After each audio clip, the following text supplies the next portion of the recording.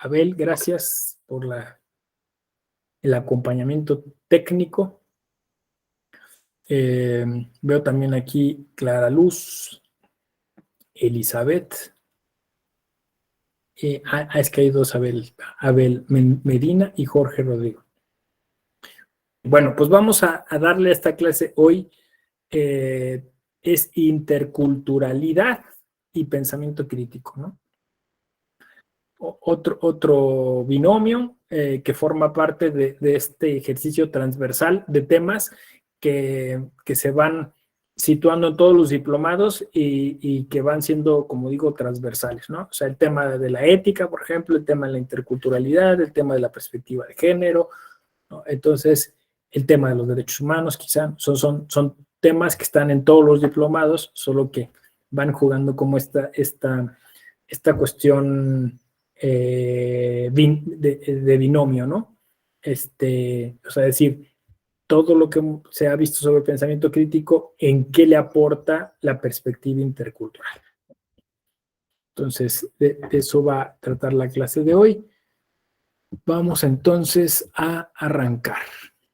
Bueno, pues como su nombre lo indica, perspectiva intercultural, aunque la clase se llama interculturalidad solo, pero nosotros hemos asumido como generación que la perspectiva se trata de una actitud, ¿no? Y de una aptitud también, ¿no? O sea, es decir, de una postura, de una manera de enfrentarnos a los distintos temas a partir de una visión distinta de los mismos, ¿no? Entonces, cuando decimos perspectiva intercultural nos referimos a una visión en la cual se toma en cuenta que las personas tienen distintas culturas o pertenecen a distintas culturas, ¿no? Entonces, eso es lo que denominamos perspectiva. Una visión, un matiz, mirar las cosas de forma diferente.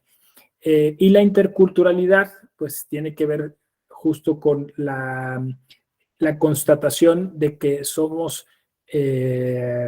personas con distintas maneras de entender la cultura, ¿no? Es lo que podría de alguna manera decirse de forma preliminar para plantear el problema que hoy trataremos de resolver, ¿no? Entonces, la interculturalidad viene a constituirse como un fenómeno social, alguien podría decir incluso sociopolítico, socioeconómico, en el cual nosotros venimos o provenimos de estructuras, de sistemas de pensamiento que han generado una práctica concreta sobre el derecho, ¿no? Esto se ha desarrollado, digamos, en la última década, aquí en México, porque en otros países pues, tiene muchos años, en México, a propósito de lo que constitucionalmente se ha reconocido, ¿no?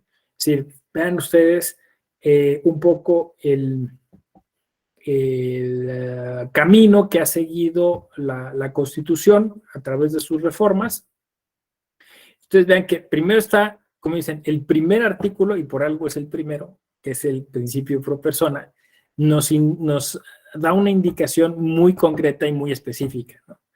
Que es que el derecho, el sistema, todo debe operarse a partir de esas personas.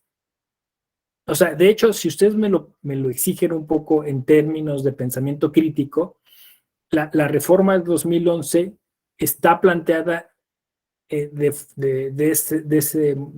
ese modelo, ¿no? O sea, podemos decir que es heredera de un tipo de pensamiento crítico, ¿no? O sea, ¿por qué? O porque de alguna forma el sistema se venía operando de manera monocultural. Es decir, una cultura lo hace y una cultura se le impone a las otras culturas. Y eso es contraintuitivo, si ustedes lo piensan, ¿no? O sea, no te puedes decir un Estado democrático cuando tú creas el sistema y luego se lo impones a todos, ¿no? Entonces, todos tienen que seguir las reglas como yo las estoy viendo. Esto es muy difícil de identificarlo cuando la cultura mayoritaria está dentro del poder, ¿no? Ahora, yo diría, ¿cuál es esa cultura mayoritaria, no? pues es la cultura mestiza, ¿no? Para algunos pueblos y comunidades indígenas, los ladinos, ¿no? O sea, nosotros somos los ladinos. Que eso es muy interesante porque de alguna manera nosotros somos los invasores, o nosotros somos los que estamos mal colocados, ¿no? Pero nosotros tenemos un problemón en términos identitarios, ¿no? Porque, ¿qué es el nosotros? O sea, ¿qué es el ser mestizo? Es una combinación, incluso en la visión de algunas comunidades indígenas, es una degradación, ¿no? O sea, si no se me explico. O sea, aquí hay un tema de identidad muy difícil de abordar, tan difícil de abordar que ha requerido de estudios y sigue siempre llevándonos al mismo lugar, ¿no? ¿Qué somos? O sea, ¿qué somos, no? O sea, mitad europeos, mitad indígenas, ¿no? Y tan es, digamos, un tema que siempre nos convoca. Fíjense, en esta semana, qué bueno que estamos reflexionando sobre estos temas, en esta semana que vamos a hablar sobre nuestra independencia, pues vuelve a ser punto de discusión, ¿no? ¿De qué nos independizamos? ¿No? En términos de pensamiento crítico, ¿y qué seguimos replicando y repitiendo a pesar de que esos modelos colonizadores ya no están aquí? O sea, ¿por qué seguimos insistiendo en, vamos a decirlo así, demostrarle a alguien que sí somos más de una cultura que de otra, ¿no? Yo diría que en términos de pensamiento crítico, aquí para los temas interculturales, puesto que somos nosotros los mestizos los que reflexionamos sobre este tema, seguramente los indígenas también lo hacen, pero más bien lo hacen desde la resistencia, y nosotros ahora lo hacemos desde la toma de conciencia y de responsabilidad respecto de ellos, ¿no? No sé si me explico. O sea, nosotros ahora pensamos qué tanto los hemos lastimado, qué tanto los hemos discriminado, qué tanto los hemos dejado fuera. ¿Cómo puedo cambiar mi perspectiva para no discriminar y no dejarlos fuera? Porque yo no quiero ser parte de un sistema que es discriminador, ¿no? De un sistema que es racista. Ese es, o sea, eso es todo. O sea, nosotros apostamos a través, insisto, del pensamiento crítico, que nosotros no queremos ser racistas, aunque seguramente lo somos de muchas maneras, ¿no? Y esto es un poco como lo que llaman violencias y violencias simbólicas, ¿no? O sea, son cosas que tenemos introyectadas y que hacemos todos los días y que no nos damos cuenta, ¿no? Expresiones, formas de ser, ¿no? Y entonces seguimos repitiendo un sistema o replicando un sistema que se comporta de manera racista, discriminador y excluyente, ¿no? Eso es lo que podría ser. Entonces, esa es la razón por la cual queremos tomar una perspectiva distinta y por eso queremos, ahí es donde se une el tema de pensamiento crítico y la cuestión intercultural. Ahora decía yo, queremos hacer esa reflexión, queremos hacer esa deconstrucción. Luego a veces dice, ay, ya está bien choteado lo de la deconstrucción. Pues sí, pero es una cosa que tenemos que hacer y hacerlo todos los días, ¿no? Desde cuando entramos a un grupo de WhatsApp y posteamos algo o entramos a alguna red social y le damos like o la compartimos, en ese momento podemos estar siendo parte de alguna cadena de esto que se llaman discursos de odio, ¿no? Y estamos tratando de reforzar o estamos siendo parte justo eso de una como cómplices de una situación en donde se está perpetuando una manera de ver el mundo que puede ser, insisto, racista, clasista, misógina, ¿no? Entonces, bueno, lo que podemos decir es que decía, estoy tratando otra vez de articular todo porque he ido abriendo como paréntesis, que el artículo primero fue puesto ahí para una generación que era capaz de entender que teníamos que pensar en las personas. Y que pensar en las personas no solo de forma discursiva, así, ay, sí, ahora somos bien humanistas y pensamos en las personas, no, sino de manera muy concreta. ¿Qué características tienen las personas? Y curiosamente, después del artículo primero viene el artículo segundo, y en el artículo segundo claramente dice, las personas pertenecen a distintas culturas. Entonces, si tienes que tratar a las personas de acuerdo a su propia situación, no a una abstracción. O sea, el sujeto jurídico no es único, ¿no? Sino son sujetos empíricos concretos que tienen ciertas características. Y una de sus principales características es que puede pertenecer a distintas culturas. Entonces, todo lo que siga después en la Constitución tiene que aplicarse bajo estos dos filtros. Bueno, yo diría, después vienen los demás artículos, ¿no? Los demás artículos hablan sobre diversidad, diversidad sexual, diversidad de pensamiento, o sea, ya diversidad religiosa, o sea, ya se pone más complicado el tema, pero curiosamente la cultura viene en el segundo artículo. O sea, que es una de las cosas en las que más atención debemos poner. Entonces, ya esto detona una pregunta, ¿no? Cuando yo intente platicar con alguien sobre algún asunto que tenga que ver con el derecho, que pues este diplomado yo diría que con cualquier cosa, pero bueno, con alguna práctica jurídica, yo tengo que pensar que quizá esa persona lo practique de otro modo, que quizá esa persona lo vea de otro modo, que quizá esa persona entienda menos grave lo que yo veo tan grave, o que esa persona, al contrario, vea más grave algo que yo veo menos grave. Eso es pensamiento crítico y esa es perspectiva intercultural. O sea, hacerse esas preguntas, ¿no? No precipitarse, no anticiparse. Y después, obviamente, eso lleva a muchas otras más preguntas, ¿no? Porque si al final está de por medio esa diversidad, bueno, ¿qué mecanismos tenemos para ponernos de acuerdo o para llegar a consensos sobre qué es más correcto? ¿Qué va a pasar si no nos ponemos de acuerdo? ¿Cuáles son los distintos grados de diversidad que se pueden aceptar? ¿No? O sea, ahí hay muchas preguntas. Y en todo esto está el pensamiento crítico, porque lo peor que podemos hacer es llegar y decir, esta es la forma de hacer las cosas y te tienes que ajustar a ella. Eso es lo peor que podemos hacer, porque eso, o sea, además de generar violencia, no es parte justo de una vocación pluralista y democrática como la que se le exige a esta generación, ¿no? Sí, más o menos. Entonces, bueno, aquí hay un montón de cosas que se pueden hacer de manera práctica para empezar a dilucidar cuáles son estos problemas y cuáles son estas posibles respuestas. La primera, como lo he dicho ya, es reflexionar sobre nuestra propia identidad y nuestro propio pasado, ¿no? Sobre nuestro legado, sobre nuestras tradiciones. O sea, eso es necesario, ¿no?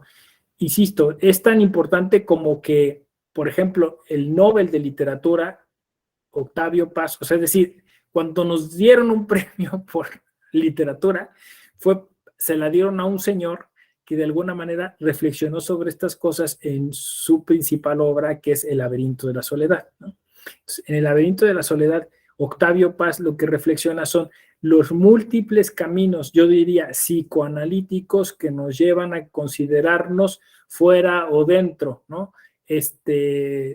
Parte de una mezcla o fusión de dos culturas, ¿no? O de diversas culturas, ¿no? Eso es, por eso está planteado como un laberinto, ¿no? Porque no es sencillo, es difícil encontrar la salida y normalmente casi nadie la quiere buscar, ¿no?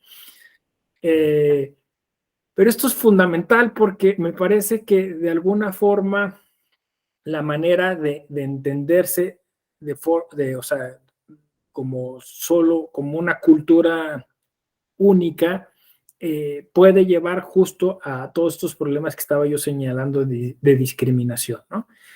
De alguna forma, por ejemplo, Vasconcelos trató de hacer mella o trató de responder a estos cuestionamientos hablando de una raza de bronce, pero curiosamente su postura, que coincide, digamos, temporalmente con otras posturas de la época, lleva a una cuestión no del todo conveniente, ¿no? O sea, la raza de bronce es una raza que es racista, porque lo más importante es ser mezcla y quien no es, o sea, quien sí tiene de alguna manera una identidad, una cultura distinta a la de la mezcla, queda fuera.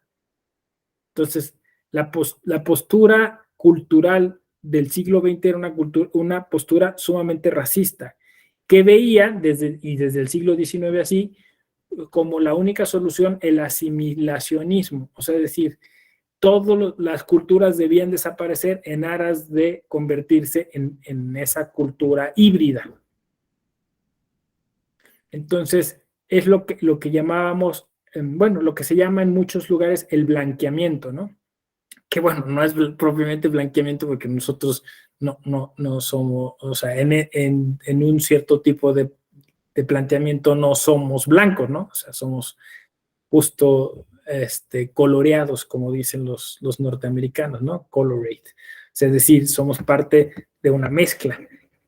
Pero bueno, blanqueamiento porque entonces asimilacionismo, porque entonces todas las culturas tenían que transitar hacia este modelo, ¿no? Se tenían que mimetizar, se tenían que incluir dentro de nuestra cultura y, por ejemplo, pues eso llevó a la desaparición de muchas lenguas indígenas.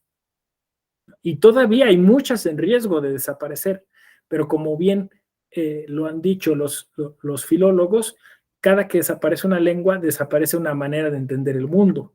¿No? O sea, es algo gravísimo, ¿no? Porque en esa lengua quizá había una idea, había un concepto que no vamos a volver a conocer jamás.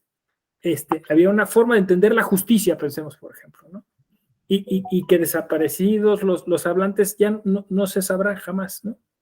Cómo se referían ellos a la justicia en ese contexto, ¿no? Entonces, el respeto a las culturas, el utilizar el pensamiento crítico, el intentar no asimilar a nadie, supone riqueza. O sea, supone enriquecernos con las diferentes perspectivas y ópticas de las otras culturas. Entonces, es algo necesario, o sea, es algo que requerimos para nuestra supervivencia, porque yo dije algo así pues, respecto de una idea, ¿no? Pero pues también son prácticas, o sea, a lo mejor esa cultura tiene una práctica más sencilla respecto de algún asunto eh, jurídico o social, ¿no? Y entonces perder la oportunidad de conocer cómo arreglaban sus conflictos o cómo llegaban a acuerdos o cómo cuidaban el medio ambiente, pues obviamente nos empobrece, ¿no? Nos pone en una situación de mayor riesgo y pone en entredicho nuestra supervivencia, ¿no? Entonces, de alguna forma hemos entendido, no sé si conscientemente o a la fuerza, pero hemos entendido que tenemos que generar un sistema sustentable donde la mayor parte de las culturas tengan cabida, tengan espacio, ¿no? Ahora, aquí hay un tema también polémico respecto de, o la diferencia entre interculturalidad, pluriculturalidad y multiculturalidad, ¿no? Eh, los multiculturalismos dicen, todas las culturas tendrían que tener espacio, no importando incluso si esos planteamientos son en detrimento de las otras culturas. Sí me explico. O sea, vamos a suponer que viene una cultura que dice, no, pues yo soy la única cultura que debe sobrevivir, las otras tienen que extinguirse, ¿no? Y como tú estás dando ese espacio para que cualquier postura se manifieste, entonces, curiosamente, estás generando también un ataque al propio sistema pluralista, ¿no?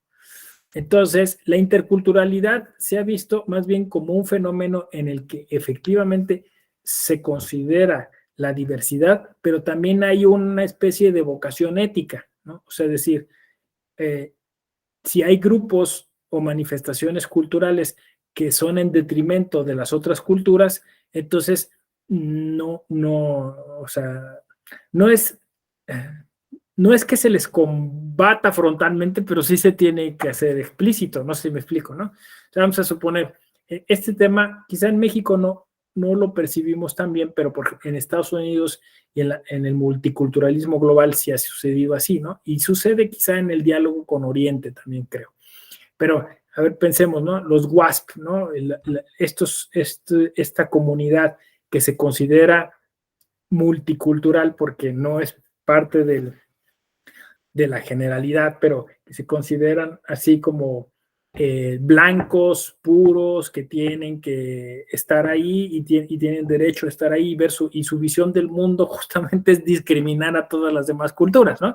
Entonces, ahí en esta idea, vamos a decirlo así, liberal, ¿no? Así que cada quien haga, laissez-faire, laissez-passer, entonces esos grupos tienen cabida, ¿no? Pero en un mundo como el nuestro, donde se habla de ética y hay responsabilidades sociales, por los grupos así no deberían de tener cabida porque son grupos que atentan contra justamente la diversidad. No sé si se entiende la paradoja, pero ese es el riesgo, digamos, de esa multiculturalidad a diferencia de la interculturalidad. O sea, grupos que se refugian o se resguardan en esa diversidad para hacer planteamientos eugenésicos o discriminatorios respecto de otros grupos, ¿no? Y aquí, bueno, pues está todo el tema que como generación traemos, ¿no? O sea, es decir, hasta dónde estamos dispuestos a extender ese diálogo de diversidad, ¿no? Hasta dónde vamos a tolerar cierta diversidad y si hay diversidad que no es aceptable. Y bueno, pues es un tema que se tiene que discutir caso a caso, ¿no? Que donde no se pueden poner reglas generales, ¿no? O sea, a ver, perdón por el ejemplo, pero quizá justo porque estamos en una clase de pensamiento crítico puede ser, ¿no? Los transespecie, ¿no? ¿Sí saben qué son los transespecie? Dice Alberto, sí, ¿no? Una persona que dice, yo a partir de hoy soy un perro. Tienen que tratar como perro, ¿no? Entonces, y me voy a juntar con otros que tienen la misma idea, ¿no? Y esa va a ser nuestra cultura, esa es nuestra visión del mundo. O sea, ¿qué tanta cabida puede tener? O sea, hay toda una discusión, ¿no? O sea, decir, pues, o sea, te vas a comportar exactamente como un perro, pues los perros no votan, ¿no? O sea, tú vas a renunciar a ciertos derechos en aras de asimilar más el estilo de vida que tienes, ¿no? Les vamos a obligar a algo, los perros no pagan impuestos, ¿sí? Más o menos, o sea, estoy poniendo quizá un ejemplo absurdo, pero existente, ¿no? De hasta dónde se va a tolerar la diversidad, ¿no? Justo en ese contexto multicultural, ¿no? La interculturalidad la hemos entendido distinta, ¿no? La interculturalidad la hemos entendido quizá no a partir, digamos, de planteamientos nuevos respecto de estilos de vida, ¿no? Sino más bien contrariamente, sobre planteamientos ya existentes desde hace mucho tiempo. Y esa quizás sea la gran diferencia, ¿no? O sea, me explico, ¿no? En la interculturalidad nosotros tenemos como caballito de batalla el convenio 169 de la Organización Internacional del Trabajo, ¿no? Que dice que se trata de pueblos que han estado ahí desde hace mucho, incluso dice antes del descubrimiento y conquista, ¿no? de nuestras naciones. Entonces, por eso se les denomina pueblos originarios. Entonces, no se trata de planteamientos novedosos, ¿no? Sino se trata de culturas que ya han estado ahí y que han existido desde hace mucho y que lo que buscan es un reconocimiento y cuyos sistemas normativos son sistemas que tienen la validez de cualquier otro sistema, entiéndase el nuestro, ¿no? El sistema mestizo, ¿no? Y que según el artículo segundo tendrían, insisto, todo el reconocimiento constitucional. Así que cualquier práctica jurídica que se desarrolla o se detona dentro de alguno de estos pueblos originarios es absolutamente válida, ¿no? Claro, aquí empiezan los temas, ¿no? Es válida pero y si choca o se contradice con alguna de las instituciones o formas o maneras de pensar de la cultura mayoritaria, que en este caso es la mestiza, ¿qué es lo que vamos a hacer, no? En principio, el pensamiento crítico nos lleva a decir, pues no tienes que hacer en principio necesariamente nada de manera frontal, ¿no? O sea, me refiero a castigar, erradicar, ¿no? Sino que tienes que hacer una estrategia. Me voy a referir quizá, digamos, a los ejemplos que a lo mejor normalmente se ponen como clichés, ¿no? Que tienen que ver con lo que estoy diciendo, ¿no? La violencia contra las mujeres, ¿no? La venta de niñas, por ejemplo, ¿no? Que es el tema más recurrente, ¿no? Entonces dice, a ver, en las comunidades indígenas, los pueblos originarios tienen derecho a que sus sistemas políticos y jurídicos sean preservados, ¿no? Por lo que ya explicamos, por todas las razones que ya dijimos, y porque además constitucionalmente sí está reconocido y convencionalmente es reconocido. Pero ¿qué hacemos con estas prácticas? Que incluso, insisto, dentro de los sistemas normativos pueden ser reconocidos, ¿no? Entonces, justo por eso es necesario el pensamiento crítico. Por lo que tienes que hacer, yo ya lo acabo de decir, no puedes asumir una cuestión de manera frontal. Tienes que analizar por qué se ha dado esa situación, por qué se ha llegado ahí y tratar de razonar y de hablar con los miembros de esas comunidades y pueblos para encontrar argumentos para desincentivar esas prácticas, ¿no? Ahora, aquí el tema de pensamiento crítico e interculturalidad es muy interesante porque la idea es que nunca se haga en un tono de suprasubordinación, o sea, decir, porque mi cultura es mejor, porque yo sí soy occidental, porque yo sí tengo derechos humanos, ¿no? Porque nosotros tuvimos avances civilizatorios que nos llevaron a concluir que eso está mal. ¿Sí? Más o menos. O sea, eso no se puede hacer. Y ustedes pueden decir, pero en el fondo se está haciendo, ¿no? No, porque, como dije yo al principio, esto es de actitud y de aptitud, ¿no? Me voy a explicar ipso facto, de manera inmediata, ¿no? O sea, nosotros podemos identificar que eso está mal, y es que estamos siempre discutiendo qué es lo que está bien y lo que está mal. Pero también, justo en esta tensión identitaria que tenemos, somos sumamente hipócritas, doble moralistas. Occidente es así, ¿no? Occidente llega con la bandera de los derechos humanos, pero por acá los está violando todos, ¿no? ¿A poco no? Van, invaden un país y dicen, aquí vamos a imponer la democracia y los derechos humanos, pero justamente están pensando solo en el negocio, en el petróleo, en la guerra como comercio, y están violando quizá derechos dentro de sus propias naciones con otros grupos y otras culturas, como pues es el caso, claro, todo el mundo tiene, cuando yo digo esto, están pensando en Estados Unidos, las invasiones, no sé, a Irak, ¿no? Y cómo violan los derechos de miles de personas afroamericanas o hispanas, ¿no? O sea, básicamente así, lo resumí para no andarme por las ramas, ¿no? Bueno, pues en México pasa lo mismo.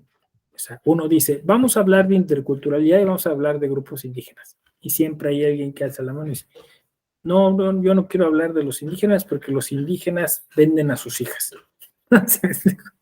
San, se acabó el asunto, ¿no? O sea, esa persona no va a hablar ya de esos temas, ¿no? Y yo lo que estoy diciendo, justo eso es lo que no se tiene que hacer, ¿no? Eso es pensamiento crítico. A ver, nosotros somos peores, ¿eh? Peores, 1000 veces peores. Lo que pasa es que no lo decimos y lo tenemos invisibilizado, ¿no? Pero nuestras redes de trata son tremendamente terribles. Lo que pasa es que nadie habla de eso, ¿no?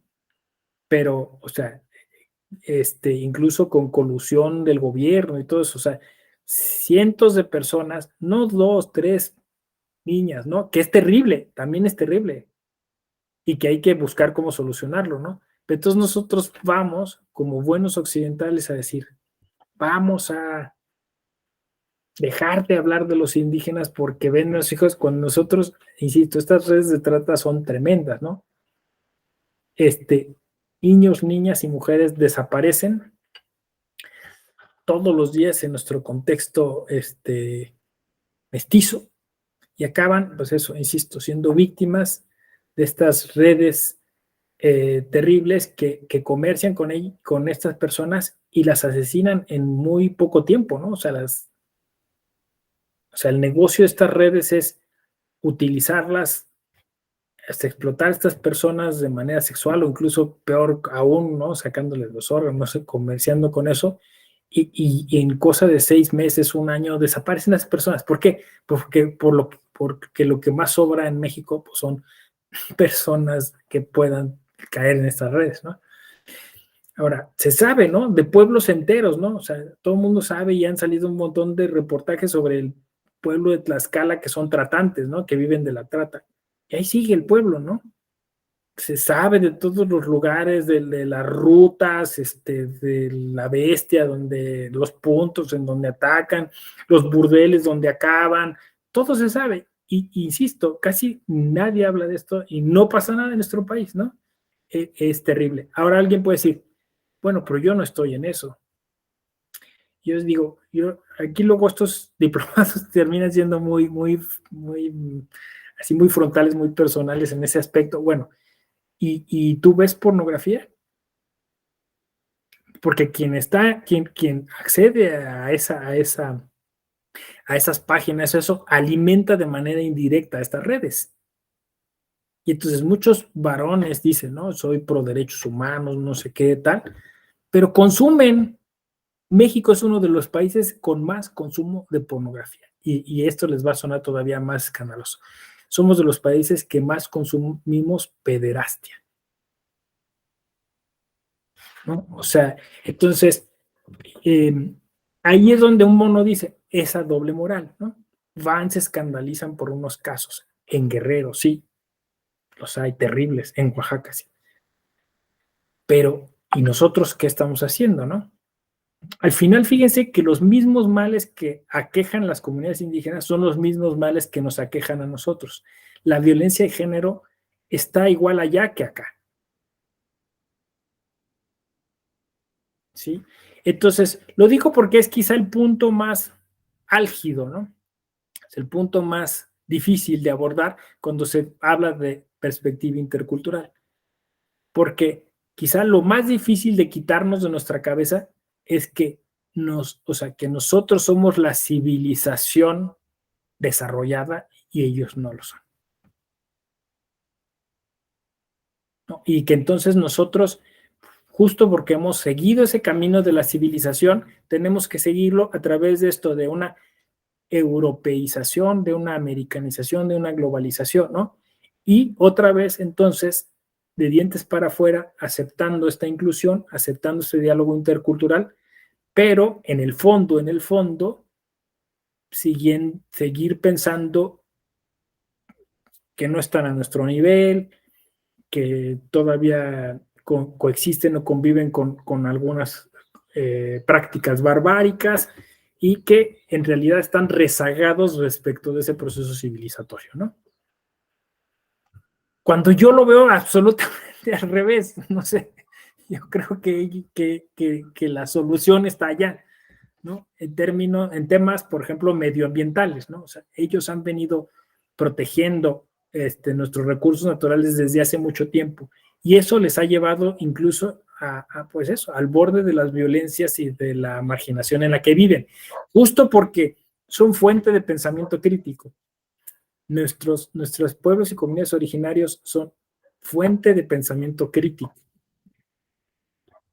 porque son los que sí se enfrentan al sistema, porque son los que sí dicen que están mal las cosas, porque son los que detectan que estamos depredando, ¿no? Nuestro medio ambiente, ¿no? Entonces, eh, yo lo vería al revés, ¿no? O sea, yo lo vería justo eso, ¿no? O sea, los incivilizados somos nosotros, porque pensamos que tener coche nos pone en otra condición, ¿no? O sea, tener coche ya somos más avanzados, ¿no? Cuando en realidad somos más incapaces de hacer muchas cosas, justo por ese coche que nos esclaviza de alguna manera y que termina contaminando más, ¿no? No sé si me explico, o sea, está todo de cabeza. O sea, creemos que nosotros estamos realmente pues eso, en posesión de los recursos e instrumentos que son más idóneos, pero ¿para qué? Para el consumo, no para la supervivencia. Y esto que estoy diciendo quizás sea la parte más crítica del pensamiento crítico, ¿no? O sea, poner en tela de juicio nuestro propio sistema de pensamiento, que lo hemos visto como un sistema de pensamiento ganador, ¿no? Y quizá no, o sea, quizá justo al contrario, ¿no? O sea, justo es lo que nos está llevando a la extinción. Pensar así, eso es lo que nos iba a llevar al éxito, al progreso, ¿no? Y ya vimos que no.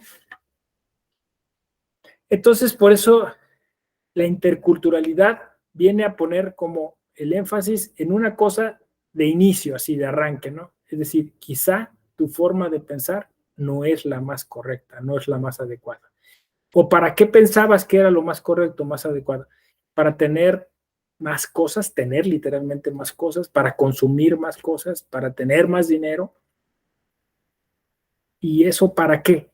O sea, ¿para qué te va a servir? ¿No? ¿Eres feliz? Fíjense lo que estoy diciendo, no sé si se lo habían dicho antes, pero en pensamiento crítico, quizá la, la pregunta más difícil, la que más se evade, la que se ve más poética, más metafísica, es eso, ¿no? ¿Qué no pensamos para ser felices? O sea, es decir, exacto, pensamiento crítico no es de alguna manera pensar por qué lo que tenemos no nos hace felices. No sé, o sea, somos en serio la sociedad exitosa que se dice ser, o sea, con más depresión, con más ansiedad, con más ira acumulada, con más frustraciones. ¿Qué es pensar crítico? A ver cómo ven esto que les estoy sugiriendo. Está siendo provocador, ¿no?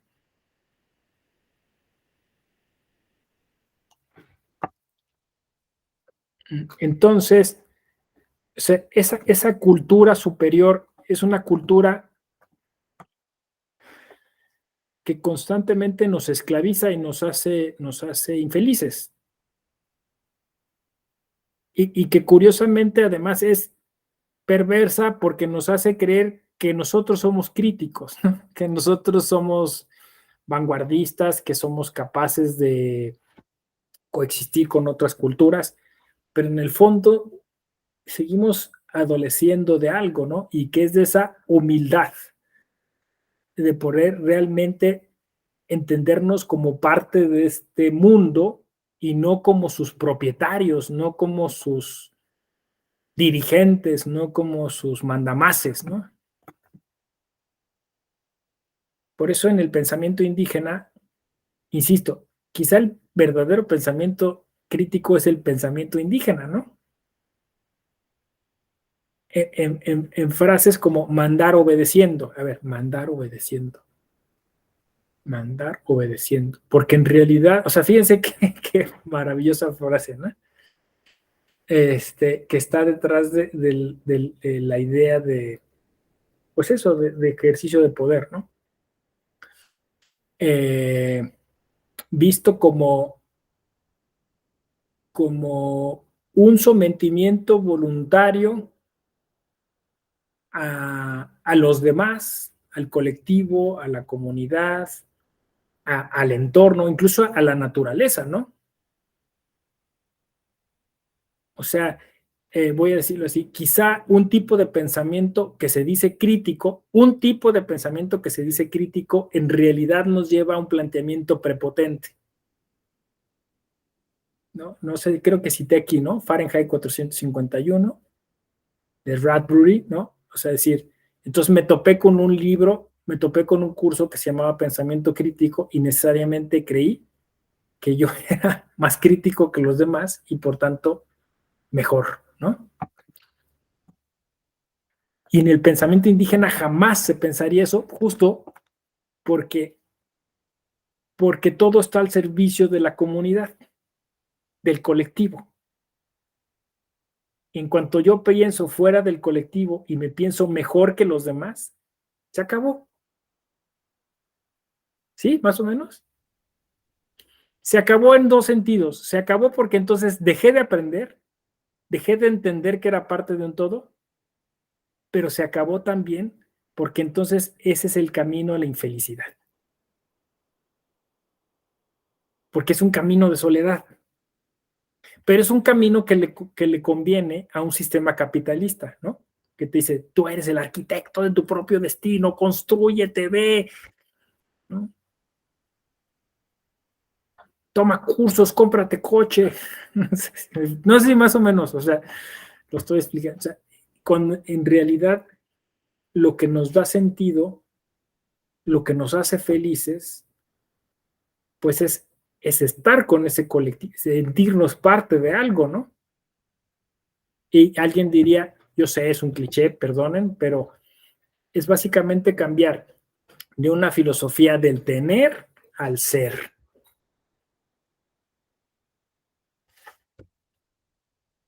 Y yo creo que por ahí un poco estaría como el tema de, entonces, ¿qué diablos es el pensamiento crítico, no? Y cómo entonces el considerar que hay otras culturas que asumen el bien común, la felicidad, la justicia de otro modo, nos ayuda necesariamente a deconstruirnos, nos sitúa, nos contextualiza, nos pone los pies bajo, nos pone los pies en la tierra. O sea, todas estas metáforas, o sea, es eso, ¿no? Nos hacen entendernos como parte de un todo, nos hacen entendernos como parte de un mundo. Sí, Gaby, adelante.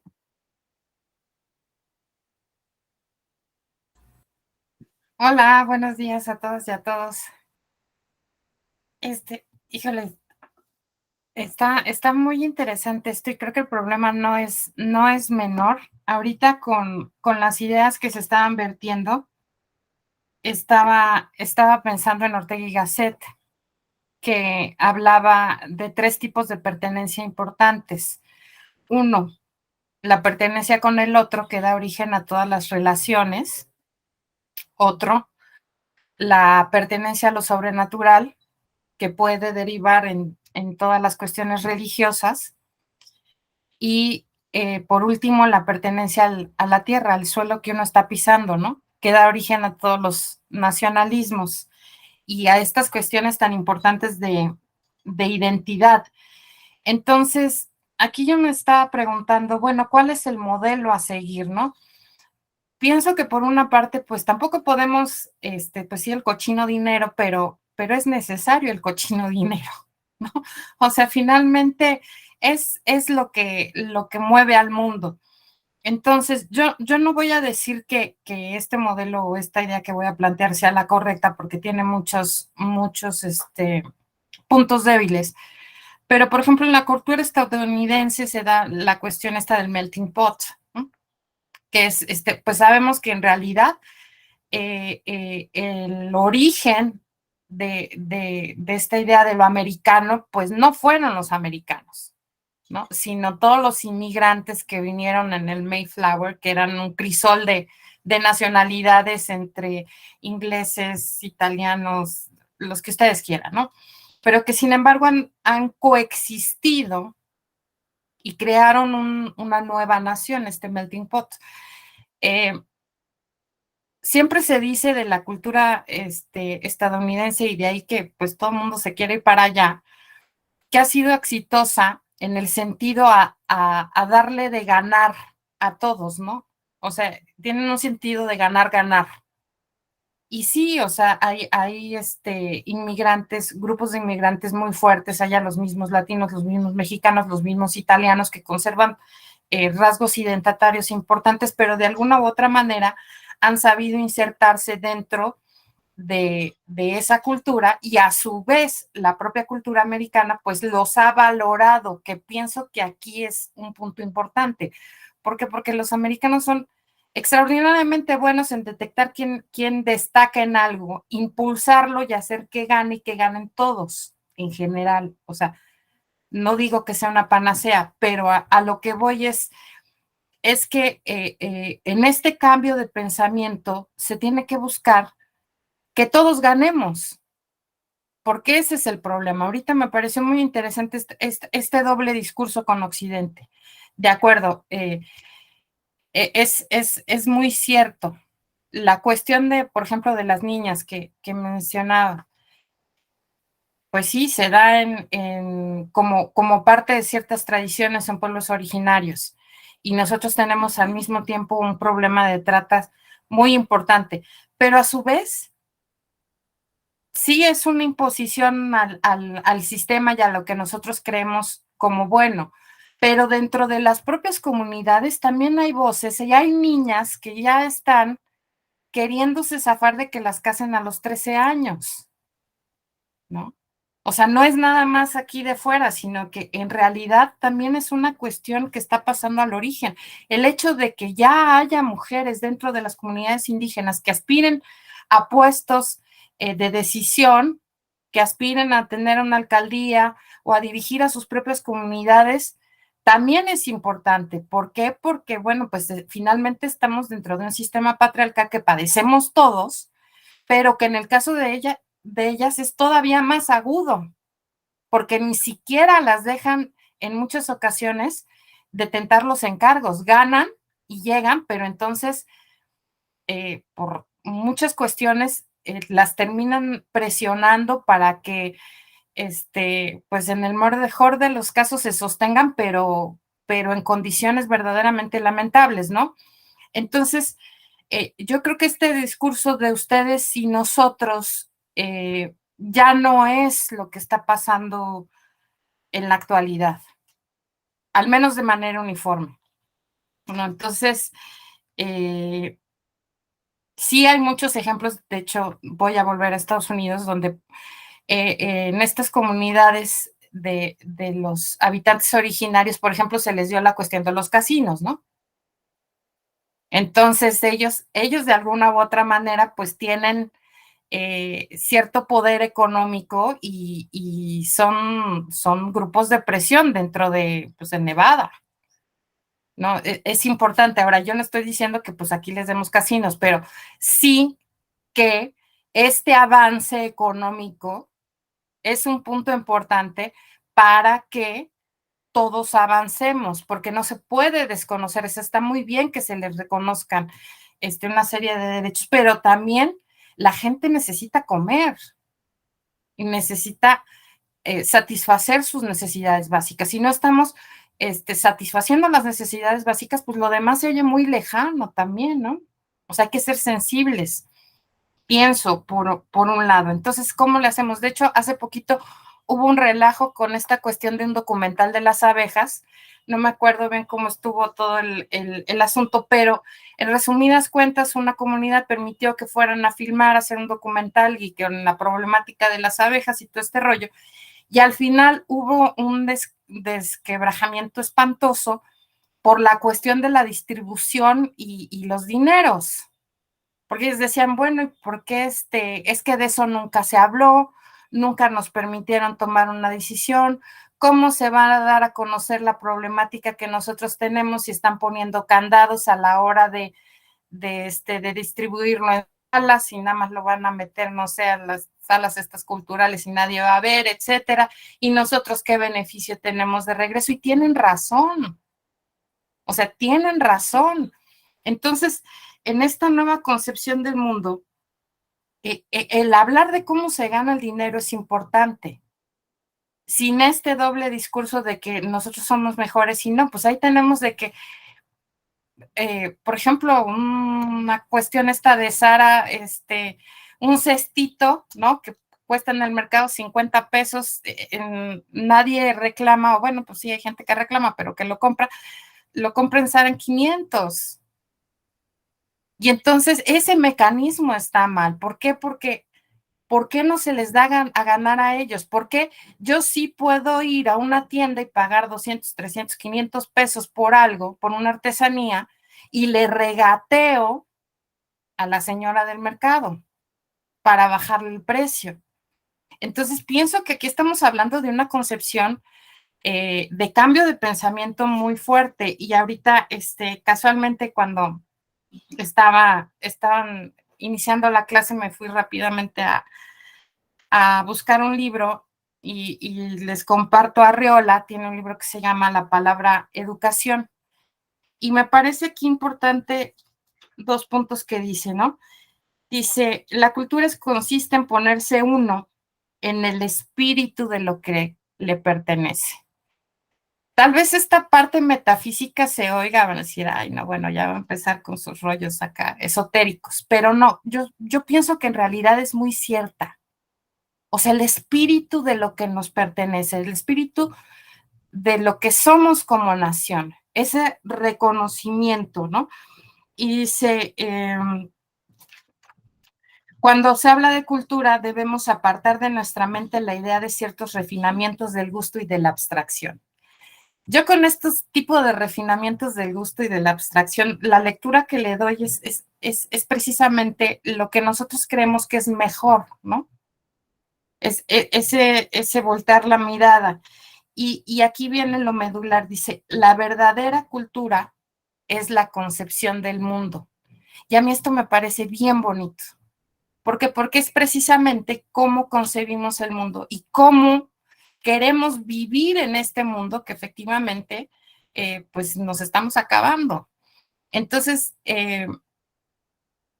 tal vez sí sería necesario hacer otra constitución, pero bueno, pues a final de cuentas se han dado reformas importantes sin necesidad otra vez de cambiar el texto constitucional. Ese es otro tipo de discusión, pero yo sí creo que debe de haber un punto refundacional. O sea, y en el que nos entendamos todos, con otra idea de país, con otra relación con el medio ambiente y con otro diálogo entre nosotros mismos. Pienso que ese es importante, ¿no? De ahí que ideas como esta de la constitución de la madre tierra sean tan interesantes, porque es completamente un cambio de paradigma. Digo, al final, todos los que estamos aquí somos mestizos, ¿no? O sea, y eso no nos impide tener o podernos plantear ese nuevo diálogo, porque no somos diferentes. Y también en los pueblos originarios, bueno, pues ya han tenido un trecho, ya han tenido un camino recorrido. Entonces, el diálogo se tiene que dar entre pares, pero de otra manera, y no solo entre seres humanos, sino también este conocimiento con intraespecies es fundamental para que tengamos otra concepción del mundo, porque el mundo no nada más es el humano, ¿no? El mundo somos todos, somos reino vegetal, mineral, animal, todos. Entonces, por ahí dejo la idea. Sí, Gaby, un montón de temas, que aquí fui anotando, muchísimos temas. Mencionaste, ¿no? En este amplio análisis que hiciste del tema. A ver si los vamos desahogando, ¿no? Igual si me atoro en uno, me falta alguno, o quieres complementar, me dices, ¿no? A ver, el tema de que pues de alguna manera yo así sí lo planteé, ¿no? De distintos sistemas en el mundo tratando de incorporar otras culturas, ¿no? Y lo planteé así, digamos, de manera a lo mejor un poco simplista, sobre interculturalismo, multiculturalismo, pluriculturalismo. Dices, destaca pues obviamente la manera en la que se construyó la nación norteamericana, ¿no? A partir de diversas culturas, y que ha sido como una constante incluso a nivel constitucional, discutiéndose siempre pues en su momento, pues, por ejemplo, no sé, pensaba yo en la película de Scorsese, ¿no? Pandillas de Nueva York, que tiene que ver además con temas electorales, pues ahí están escoceses, irlandeses, italianos, ¿no? O sea, al final es una nación que se construyó en la diversidad cultural, ¿no? Y que curiosamente entendemos como modelo porque alcanzó una identidad nacional muy particular, ¿no? A pesar de ser diversas culturas, logran sentir una identidad y un nacionalismo que les ha llevado en algunos casos, pues eso, a desarrollar o avanzar algunas ideas, ¿no? De tipo político, de tipo económico, de tipo jurídico, ¿no? Y que incluso, pues, este tema de la diversidad siempre está ahí presente, y tan es así que seguimos discutiendo porque muchos de los productos que vienen de allá, pensemos series de televisión que hoy se muestran como la inclusión, pues hoy suscitan polémica, ¿no? Y hasta burlas de algunos porque dicen que ahora va. Entonces resulta que todos los personajes que consideramos parte de una cultura van a pertenecer a otra, ¿no? Y entonces las series de televisión vienen ahora con lo que llaman inclusión forzada y están constantemente discutiendo sobre esos temas. Entonces, sí se ha constituido en un modelo. Luego, ese modelo, dices tú, concretamente con algunas comunidades indígenas hicieron ejercicios de incorporación en el tema económico, te referiste a los casinos, ¿no? Está el tema polémico, digamos, en su momento, claro, dicen, Estados Unidos de alguna manera hizo un genocidio, ¿no? O sea, mató a todos y a los que sobró los puso en pequeñas reservas. Y luego, bueno, ya una vez que entendió que esa reserva, o sea, que esos pueblos, como dices tú, le dan pues un caché, e incluso es importante, pues los empieza a rescatar, los empieza a tratar de incorporar en su vida nacional, ¿no? Y pues hoy podríamos hablar que casi en todos los ámbitos de la cultura norteamericana hay elementos de sus pueblos originarios, ¿no? O sea, hay cantantes, hay pintores, escritores, ¿no? Y de todo, ¿no? Bueno, pues es un tema ahí interesante, dices tú, luego lo ligaste al asunto, pues yo entendí así, económico, porque, o sea, es importante que en el proyecto, digamos, de inclusión esté también considerado lo económico, ¿no? Y yo ahí pensé también que quizá en lo que tú al final dijiste como reinvención, ¿no? Que tenemos que hacer, quizá hay que digamos, transformar el tema crematístico. O sea, es que el tema de la interculturalidad nos lleva necesariamente a reconocer que no todo tiene un equivalente monetario. No sé si me explico. O sea, en términos de pecunia, ¿no? Porque puede valer mucho más, ¿no? Por ejemplo, el tema medioambiental. Porque si tú lo pones solo en términos crematísticos, o sea, decir, ¿cuánto vale un río? Pues es que, o sea, es invaluable, un río es invaluable, ¿no? ¿Cuánto vale un bosque, no? Y a veces hemos querido decir, un árbol vale tanto, ¿no? Incluso con todas las reformas, los bonos verdes y todo esto, los bonos de carbono, ¿no? O sea, yo contamino, entonces le pago a quien tiene árboles. Y con eso, de alguna manera, revierto todo el tema de contaminación que hice. Pero yo creo que en esta reinvención, o sea, también, y ahí sí me considero, digamos, totalmente inexperto, pero creo que ahí está. O sea, la economía tiene que repensarse en esos términos no crematísticos, o sea, sí, esos otros valores intangibles que son importantes y que para las comunidades indígenas no necesariamente se van a representar en una cifra económica.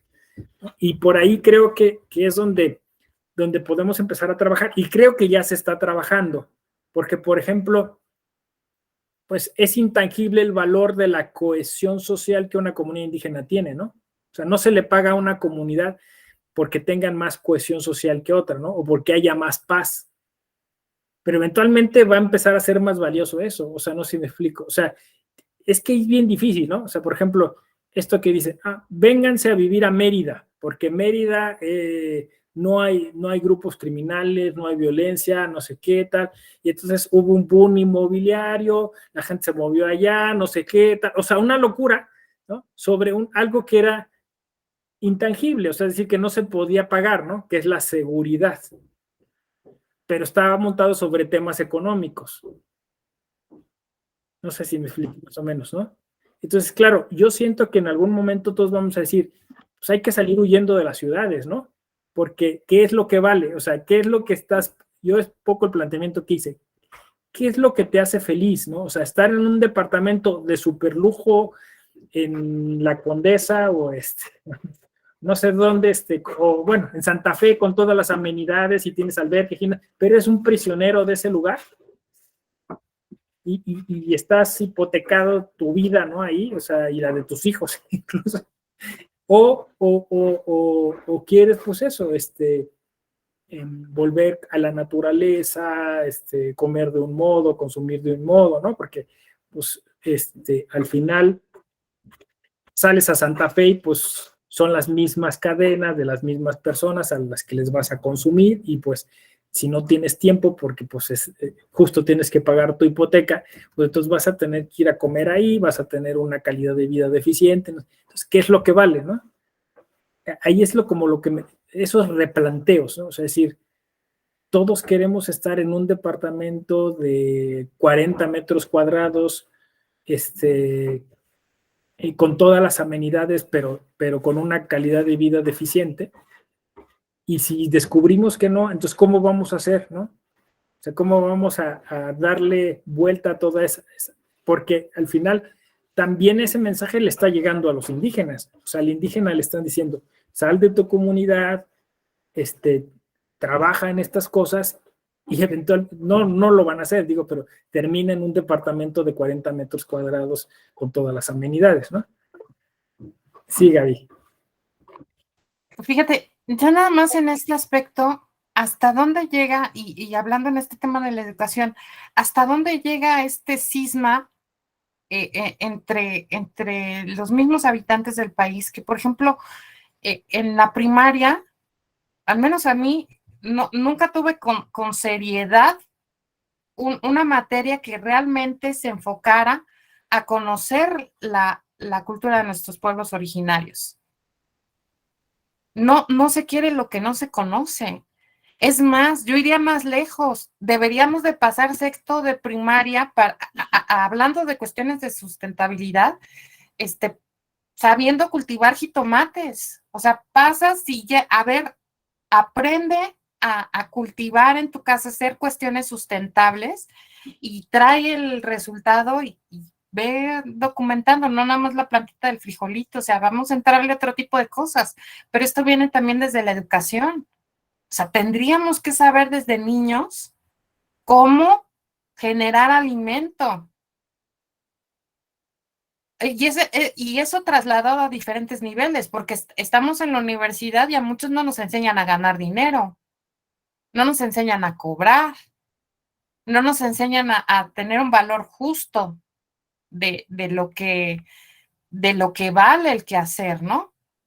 O sea, justo y con valores éticos, porque ahí es donde se debe de formar. No cuando ya sales y dependiendo de dónde te insertes y dónde te vayas, pues digas, ay, no, bueno, pues le cobro más o menos. O sea, no, sino el referente desde antes, nada más. Sí, deberíamos pasar la primaria sabiendo cultivar cosas. 10 si están gordotes y maduros, pienso. No, sí, tienes razón, o sea, es que al final, mira, o sea, es lo que yo estaba diciendo al principio, ¿no? Es que esto se basa en un modelo consumista y capitalista, ¿no? Donde el chiste es que tú consumas, no que pienses, sino que pienses críticamente y que no pienses en otros modelos de consumo y de autogestión y de todo lo que tú estás planteando, ¿no? Por eso decía yo, o sea, o sea, quieren que vayas ahí a esos lugares donde pues vas a estar sujeta a una serie ¿cómo se iba a decir la palabra? De distribuidores, ¿no? De bienes de consumo que son los de siempre, ¿no? O sea, el que vive en Santa Fe, pues sale y consume Starbucks, consume, o sea, va al Oxxo, ¿no? O sea, nos hacen esclavos, ¿no? De un entorno, de una serie de... Y lo que tú dices es, pues no, o sea, lo que tendríamos que aprender en la escuela es a nosotros crear nuestras propias áreas de oportunidad y nuestras propias formas de emplearnos, ¿no? O sea, ¿qué que eso me parece hacia allá va la educación. O sea, la educación no es vas a salir como abogado, ¿no? Sino que vas a salir como especialista en conflictos de tal tipo para tal lugar, ¿no? Así debiera de ser. Y tú vas a ir armando pues ahora sí que tu perfil y tu experticia a raíz de ir tomando cursos de diferentes lugares, ¿no? Así es como lo ve la UNESCO. Pues de alguna forma también la universidad está en crisis. Todo ese modelo educativo está en crisis. Ahora se habla de universidades interculturales, como decía, ¿no? Universidades donde se plantea pues un perfil distinto al del profesionista común, sino un perfil que es adecuado para el entorno. Entonces, ese es el tema, que de alguna manera tendríamos que cambiarlo todo para que esa perspectiva intercultural beneficiara tanto allá como acá, ¿no? O sea, decir, allá me refiero a las comunidades indígenas y acá a nosotros que estamos urgidos de este tipo de soluciones para romper estos esquemas de alienación que son terriblemente esclavizantes. Y que yo creo que ya nos dimos cuenta que no nos está llevando a ningún lugar deseable, eso sería, ¿no? Porque pues insisto, estamos intuyendo que, por ejemplo, nos estamos alimentando con cosas no tan sanas y saludables, ¿no? O sea, es bien difícil, pero pues cada día sale algún reporte de que lo que venías comiendo desde hace años te produce cáncer, ¿no? Esto te reduce años de vida, esto no sé qué tal, ¿no? Y por ahí alguien decía, pues estamos como en la película de Green Soylent, ¿no? O sea, vamos a empezar a comernos entre nosotros, ¿no? O sea, galletas que no sabemos de dónde vienen, producidas con carne humana, ¿no? Ese era el planteamiento de la película Green Soylent, que en español se llamó Hasta que el destino nos alcance.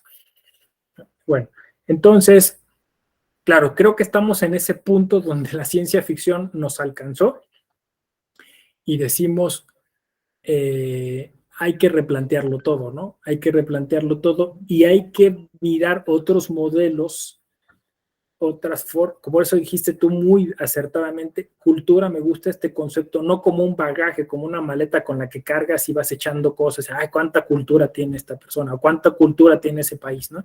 O he oído tonterías así como dicen, es que lo que hace falta en este país es necesariamente leer, que todos lean. Pues no, porque los nazis leían mucho y eso no pasó, ¿no? Y no digo con esto que no lean, ¿no? Lo que digo es que hacen falta más bien otras cosas, o sea, leer y otras cosas, ¿no? Y entonces, la literatura nos salvará. Hoy en un foro hace una semana que estaban diciendo eso, ¿no? Dije, no, o sea, no, lo que nos va a salvar es pensar de otro modo, ¿no? Y si pensándose de otro modo accedemos a la literatura, está bien, pero no porque pongas a leer a todos vas a cambiar las cosas, ¿no? Y entonces, es lo que tú dijiste, la cultura más bien como visión del mundo, ¿no? De hecho, es la forma en la que se entiende cuando se habla de interculturalidad, se habla de cosmovisiones. Cultura como cosmovisiones distintas. Es un poco como lo estamos intuyendo. Yo creo que ahí se tocan los dos temas, ¿no? O sea, fíjense, porque en este tema, así como le llamamos, o sea, este tema intercultural le llamamos cosmovisiones, pero en este otro tema multicultural le llaman multiversos. Y ahí coinciden, curiosamente coinciden, ¿no? Porque por eso dicen los escritores de ciencia ficción, dicen, es que nosotros llevamos décadas hablando de eso. O sea, ustedes ahorita dicen, ay, es que los de Namor, ¿no? Son woks, ¿no? No, o sea, en los cómics desde los años 30 se venía planteando la interculturalidad, ¿no? Ustedes que llegan ahora por las series y las películas, pero desde siempre la cultura popular ha planteado que los universos, pues había cocodrilos verdes y había, bueno, las linternas verdes, ¿no? Y que había unos que eran como insectos y otros eran así, tal. Así ha sido siempre, ¿no? Que es un poco lo que tú dijiste, Gaby, hace ratito, ¿no? Que es como se reflejó, se espejió los norteamericanos, ¿no? O sea, toda esta ciencia ficción que hoy super explotan y sobreexplotan, y esa es un poco la razón de todas estas polémicas actuales de la inclusión forzada, Pues es por eso, porque ya los norteamericanos desde sus inicios venían pensando en estos temas. Nosotros empezamos a pensar solo ahora, ¿no? Y con esto no estoy tratando de hacer un elogio, ¿no? De eso, sino estoy diciendo simplemente que ahí lo tenían en el radar y a lo mejor hasta con cierta nostalgia porque pues ya se habían cargado a los indígenas, ¿no? Y casi se terminan cargando, o sea, por eso tuvieron que exportar tantos esclavos negros, porque pues, ya se habían acabado con la comunidad indígena y tenían que explotar a alguien más y pues explotaron. Después fueron los hispanos en el siglo XX y por eso es la gran razón de que siempre como estos tratados sobre migrantes pues sean así tirantes, porque los norteamericanos requieren de la mano de obra latinoamericana, ¿no? Y no lo van a negar, ¿no?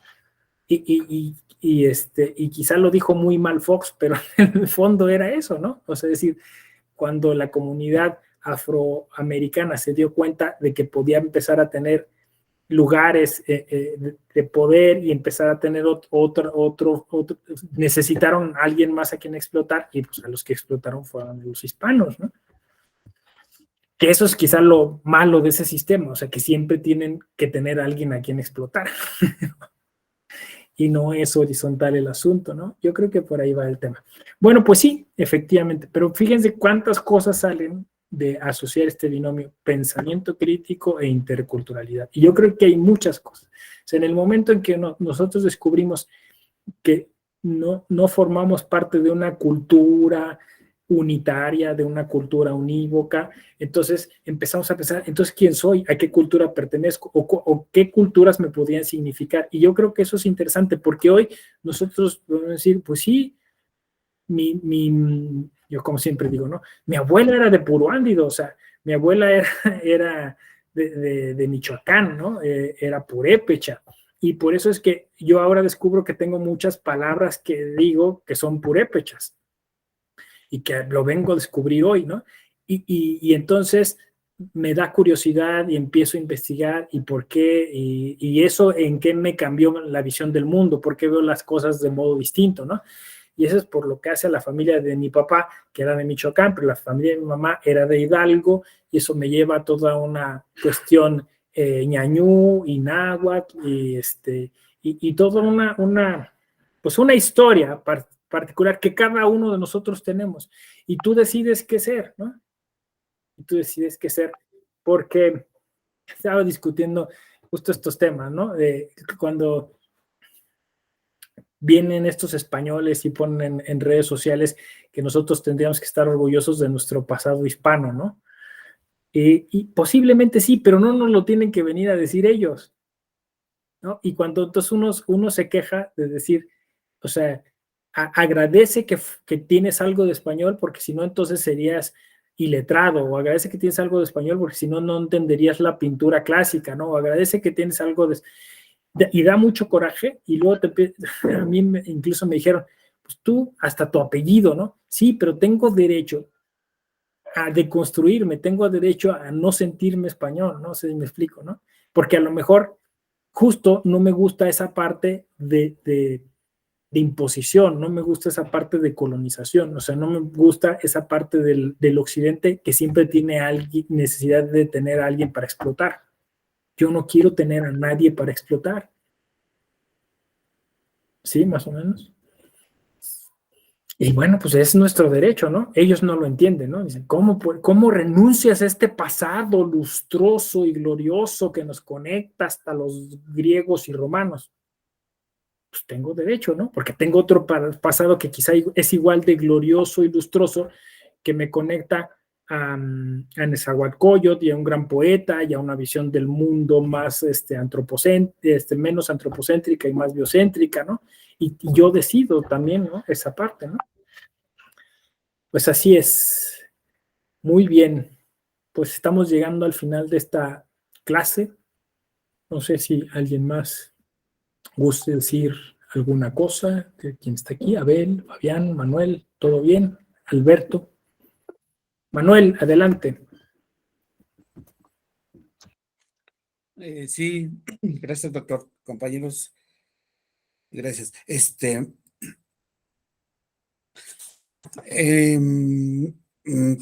abordar esta temática de la interculturalidad me llevó a hacer una hoja de anotaciones, pero de dudas que seguramente cuando tenga tiempo voy a salvarlas, reflexionándolas con el entorno, este, con el entorno real, porque nos lleva a replantear el qué somos, bueno, en el caso mío, qué soy, a una más bien a profundizar esa cuestión, pero también a afirmar nuevamente a partir de lo que acaba de comentar, de que hay otro, ¿no? Hay otro sujeto invisibilizado que nos posibilita la interculturalidad, verlo, porque en este ejercicio de la política que hemos tenido de colonización, ahora voy a esos términos, pues ha hecho que nuestra cultura, bueno, es que ya no puedo decir que nuestra cultura, ¿cuál cultura, no? Sino de que una cultura, en este caso, la cultura de nuestro origen, sería más bien, y tiendo a equivocarme, ahí está presente y que la estamos viviendo todos los días con la comida, ¿no? Este día que vamos a celebrar, seguramente los que pensamos o somos mexicanos, pues ahí está el pozole, ¿no? Y eso es una cultura no de los europeos, y ahí están los tamales, y ahí está el chile, y ahí está el mezcal también, y está el tequila, y que son parte de estas plantas nativas del México, y que seguramente pues vamos a dar el grito, pero siempre he pensado que ese grito tiene que ser en función, no tanto como el grito, pero o sea, el cabildear en nuestra mente de que tenemos un pasado común y que esa independencia se logró, sí, encabezado por criollos, pero se logró por los indios, si mal término lo diga en este momento, sino por esos de carne y hueso que ya no soportaban las condiciones de vida que se estaban suscitando en aquel tiempo, pero que esas mismas condiciones de vida, pues aún las tenemos presentes, en otras condiciones, pero seguimos todavía, digo yo, me creo originario, soy originario, vengo de Otomí, pero pues ya también soy un mestizo, ¿no? Un mestizo, pero también que estoy pensando no en ir en contra de esa cultura del mestizaje, sino que cómo convivir en esas contradicciones, diríamos, de clase, de cultura, ¿no? Porque tenemos que hacer el esfuerzo de convivir en esas mismas condiciones pues, para tener desarrollo, tener una organización que haga posible pues que ahora todos tengamos derechos y enaltecer, pues aunque se oiga raro, pues una emancipación, si no es como tal política, pero sí una emancipación de menos como sujetos, ¿no? Individuales, y decir, yo tengo un pasado común y todos los mexicanos prácticamente tenemos el mismo pasado común, pero no hay que renunciar a eso porque pues ahí está la medicina tradicional, ahí están las artes, artesanías, que lo vemos a veces en la Ciudad de México, pues en cada esquina ¿cómo se llama? De las avenidas, ¿no? Vendiendo, pues allí, los chiquihuites, ¿no? Los molcajetes y cosas de eso que a veces decimos, ay, esas cosas, ¿no? Pero pues ese es mi origen, ¿no? Pero habría que reconocer que ahí está mi pasado.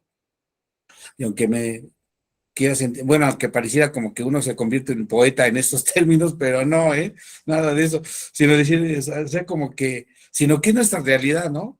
No estoy haciendo así como que un ejercicio de falsa historia, bueno, hablo de mí ahorita en este momento, sino decir que me tengo que reconocer por lo que está enfrente de mí, y que ahí una persona que está enfrente de mí es también la que está, en este momento también usa guaraches, en este momento ¿cómo se llama? Hace sus tortillas, ¿no? Y que también las vende y las da a bajo precio, y que tengo enfrente al otro que da todo por nada, y cosas de ese tipo, ¿no? cosas de ese tipo que tendríamos que ayudarnos, creo que todos, a replantear y decir que es, que no tanto como un ejercicio de así, de hacer una historia muy, ¿cómo diríamos? Muy folclórica, ¿no? Sino de que la historia ahí está presente y está viviendo, y esa es la que debemos de hacer posible para que todos tengamos un mejor futuro, tal vez, una mejor condición de vida donde haya paz realmente, y al mismo tiempo también este ejercicio de la interculturalidad nos va a ofrecer, creo que un ápice de esperanza, porque pues la esperanza yo creo que la traigo desde que era pequeño, ¿no? Pensando en que las cosas iban a ser diferentes y las cosas, pues en ese algidez de las contradicciones de clase y de imposición de modelos X, ¿no? Que hicieron posible abundaron más en esa contradicción de clase, y que pues dejaron a unos sin oportunidad y a otros pues tienen la oportunidad, ¿no? En términos del capitalismo yo diría, ¿no? Entonces en términos propiamente de un capitalismo que no, que no es, que la riqueza no la distribuye para todos, pero que ahí está esa cultura que nos va a reforzar, esa cultura, pero no como digamos, como un folclore, sino que como una realidad de que podemos ser distintos, de que sí podemos organizarnos distintamente y de que nuestra cultura ancestral, ahí está, en todo momento, a cada rato, pero que a veces, decía la compañera, pues en la escuela no se hizo posible que nos hablaran de esas condiciones de la sociedad, no diríamos real, ¿no?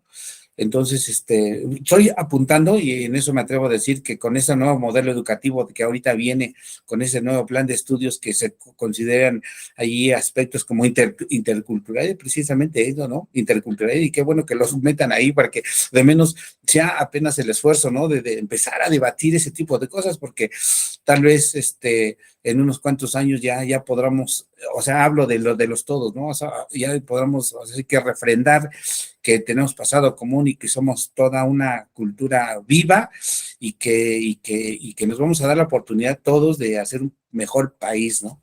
Y entonces me atrevo, terminando con esto, yo creo que el ZLN, porque ahorita usted comentó del mandar obedeciendo y esa poderosa, esa frase, ¿no? Del mandar obedeciendo, nos llevó, yo lo veo más allá de lo que pudieran haber de diferencias conceptuales, pero yo veo a la ZLN como pues más que como un ejército guerrillero, que no fue como tal, porque no chocó de frontal contra el Estado, diríamos, capitalista neoliberal, sino que replanteó, ¿no? Un asunto, abrió una ventana, abrió puertas para que nos diéramos cuenta los otros que estábamos tal vez en la comodidad, ¿no? De otras circunstancias, pero que nos dijo, ahí está, ¿no? Y ahí está el segundo constitucional, a partir de eso, ¿no? Porque inclusive en un texto de aquí de la Escuela Judicial Electoral, por ahí vi, ¿no? Del por qué se logró el segundo constitucional y del por qué ahora se reforzó con la Defensoría Pública de los Pueblos y Comunidades Indígenas, ¿no? También, o sea, sí hay algo, ¿no? Hay algo que sí es posible rescatar y que digamos, pues ahí están las instituciones que nos hacen posible de que sí somos tenemos algo en común, ¿no? Y que también ya existe en la legislación que haga posible que del rescate y de la defensa de esas circunstancias. Entonces, pues ahí le dejaría nada más y me veo como que pensar ese tipo de situaciones es una fuente de pensamiento, ¿no? De pensamiento, pues también de pensamiento crítico, pero de pensar qué está pasando en este presente, ¿no? Pero qué pasó ayer, qué pasa hoy, qué pasará mañana, porque no solamente es así como que hacer un discurso, digamos, hablo de mí, un discurso de que, ay, qué bonito sería el concepto, ¿verdad? Ahora ya le metieron interculturalidad y ahora interculturalidad crítica pues que hay indios, ¿no? Y que etcétera, ¿no? Y sí, pero yo estoy ahí metido, ¿eh? Yo soy parte de esa circunstancia. Entonces, bueno, ahí le dejo y gracias. Muy, muy bonita participación, Manuel, porque pues lo haces, desde lo personal, desde con las ganas de decir, yo en qué puedo cambiar, lo veo así, me quedo con dudas, pero, o sea, son dudas justo para las cuales hay que trabajar para implementar otra manera de ver las cosas. Justo en estos espacios de deconstrucción donde dijiste tú, pues podría haber estado discriminando a alguien, ¿no? Pero curiosamente estoy reconociendo que simplemente es una persona distinta que ha vivido las cosas de manera distinta, ¿no? Y que viene con una forma de vestir, pues, como considera que le va, pues, a permitir desarrollar su autonomía, ¿no? Y que se autodetermina así, ¿no? Porque sí, justo eso, ¿no? O sea, es más civilizado usar zapatillas, ¿no? Y quien usa zapatillas dice, sí, seguro, eso es una tortura, ¿no? En algún sentido, ¿no? Me acuerdo porque hicimos una vez un space sobre eso y la gente ¿no? Abogados en tenis, y la gente, o sea, no, es que el zapato, o sea, hay que, una forma de vestir del abogado, pero bueno, eso es liberador o al contrario, ¿no? O sea, eso es esclavizante o alienante, ¿no? Bueno, todas esas cosas te agradezco mucho porque eso hace como lo que llamamos aprendizaje significativo, ¿no? O sea, se queda en nosotros y es, bueno, pues sí, hay que hacer, sí, creo que hay muchas cosas ahí de las que podemos aprender. Yo por el estado dando seguimiento, sí, efectivamente, o sea, lo que llamamos filosofía zapatista, ¿no? O sea, sí hay una filosofía, sí hay un planteamiento, sí hay un tratar de entender ese contexto para nosotros, los mestizos, ¿no? O sea, decir, sí hay quien quiso traducir toda esa filosofía Tzotzil hacia acá. Y hay bastantes cosas escritas, bastantes planteamientos, y creo que el más interesante pues es el que al final planteó el Congreso Nacional Indígena postulando a Marichuy, ¿no? Una mujer indígena y médico tradicional, o sea, sin un título oficial como nosotros quisiéramos, y toda la filosofía que ella traía, ¿no? A propósito de esto del medio ambiente, de la idea de nuestra sociedad como cancerígena o como un cáncer, ¿no? Ella lo dice, yo como médico veo eso, México está enfermo, ¿no? ¿Cómo lo vamos a curar? Una filosofía que luego para muchos es, ay, estos indígenas, ¿no? ¿Cómo salen con estas cosas? No, de verdad es un pensamiento muy, muy interesante, que decía Gaby, de la madre tierra. ¿Cómo vamos a curar a nuestra madre tierra, ¿no? Que está enferma, que la hemos enfermado y que está, pues eso, con necesidad de curarla, ¿no? Y no solo curarla en lo físico, sino también es una curación, pues, espiritual, podemos decir. Bueno, pues hasta aquí le vamos a dejar. Muchas gracias. Creo que fue una clase distinta, bonita. Espero les haya gustado. A mí me gustó mucho y espero verles pronto. Gracias. Cuídense y bonita semana. Semana corta. Bye.